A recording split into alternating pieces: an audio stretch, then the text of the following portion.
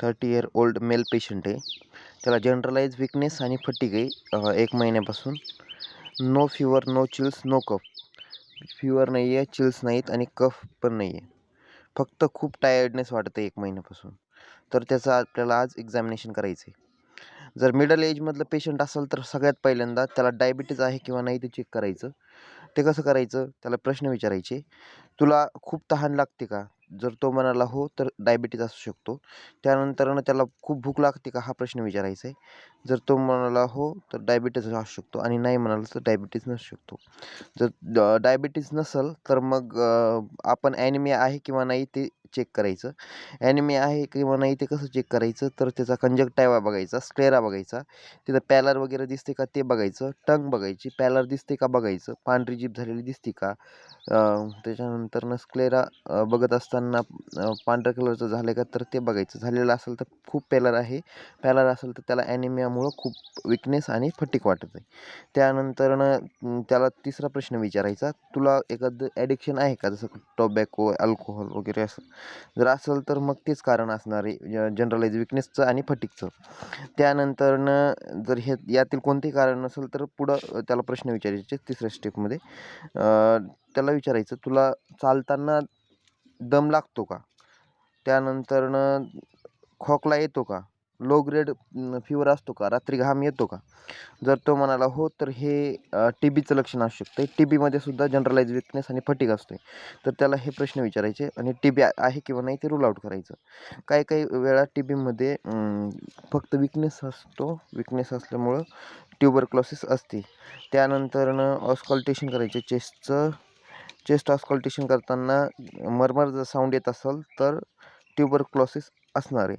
आणि कार्डिओव्हॅस्क्युलर सिस्टीमचं पण ऑस्कल्टेशन करायचं. मरमर साऊंड येत असेल तर टीबी असू शकतो. त्यानंतरनं आपल्याला ॲब्डोमेनचं पाल्पेशन करायचं. 9ला 9 रिजनचं पाल्पेशन करायचं आणि ज्या रिजनमध्ये टेंडरनेस असेल त्यानुसार त्याचं डायग्नोसिस करायचं आहे. त्यानंतरनं लिव्हरचं पाल्पेशन करायचं, स्प्लीनचं पाल्पेशन करायचं आणि इपिगॅस्ट्रिक रिजनचं पाल्पेशन करायचं. कुठं ट्यूमर वगैरे आहे किंवा किंवा लंप वगैरे आहे का ते बघायचं. असेल तर ते कॅन्सरस लंप असू शकतो आणि त्यामुळं जनरलाइज विकनेस आणि फटीग असणार आहे त्या व्यक्तीला. त्यानंतरनं 5व्या स्टेपमध्ये आपण पाहणार आहेत, त्या व्यक्तीला सेक्सुअल विकनेस तर नाही आहे. मग त्याला विचारायचं की काही रिसेंटली सेक्स वगैरे झालेलं आहे का? किंवा मग रिसेंटली तुम्ही HIV इन्फेक्शन असणाऱ्या मल्टिपल सेक्सुअल पार्टनरसोबत सेक्स केलेलं आहे का? जर केलेलं असेल तर मग तेच रिजन असणार आहे. मग ते रूल आउट करायचं की ह्याला HIVची टेस्ट करून बघायचं HIV आहे का? किंवा मग सेक्स झालेला असेल तर मग ते सेक्सुअल विकनेस असणार आहे. त्यानंतरनं आपण 6व्या स्टेपमध्ये पाहणार आहेत, त्या व्यक्तीला मिक्झोडेमा वगैरे आहे का? म्हणजे त्याला हायपोथायरॉइडिझम वगैरे आहे का? हायपोथायरॉइडिझम असेल तर त्या व्यक्तीमध्ये सुद्धा जनरलाइज विकनेस आणि फटीग असणार आहे. फीवर नसणार आहे, कफ नसणार आहे. त्यामुळं मिक्झोडेमा आहे किंवा नाही ते पाहायचं. किंवा मग थायरॉईड प्रोफाईल टेस्ट करायची. थायरॉईड प्रोफाईल टेस्टमध्ये हायपोथायरॉइडिझम असेल तर त्या व्यक्तीला मिक्झोडेमामुळं जनरलाइज विकनेस आणि फटीग आहे. अशा प्रकारे त्याचं एक्झामिनेशन करायचं. त्यानंतर मिक्झोडेमामध्ये ब्रॅडिकार्डिया असतो, होर्सनेस ऑफ व्हॉईस असतो, डिलेइंग रिलॅक्सेशन असतं आणि डीप रिफ्लेक्सेस असतात. अशा प्रकारे या पेशंटचं एक्झामिनेशन करायचं.